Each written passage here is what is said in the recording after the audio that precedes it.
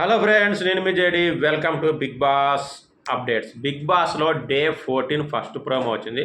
Full of entertainment. కాకపోతే ఇందులో highlight ఏంటంటే విష్ణుప్రియ. నాకు బుర్ర లేదు అని 10 సార్లు చెప్పుకోవడం అవసరమా అనేది ఒక పాయింట్ అయితే, అదేమైనా స్ట్రాటజీయా? ఎందుకంటే నిజంగానే నాకు అంత టాలెంట్ లేదురా నాయన. నా అందం, అభినయం చూసి ఇన్ని రోజులు నాకు అభిమానులుగా ఉన్నారు.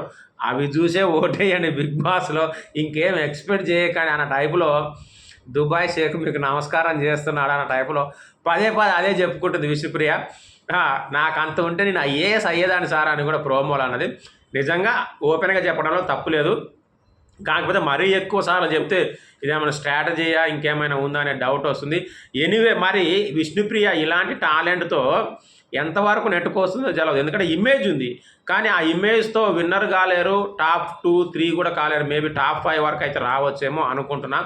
సో చాలా ఎంటర్టైనింగ్ ప్రోమో అయితే రిలీజ్ చేశారు. ఆ తర్వాత ఇంకా ఉంది. అలాగే క్లాన్స్ను కూడా డివైడ్ చేసి మెంబర్స్ని సెలెక్ట్ చేశారు.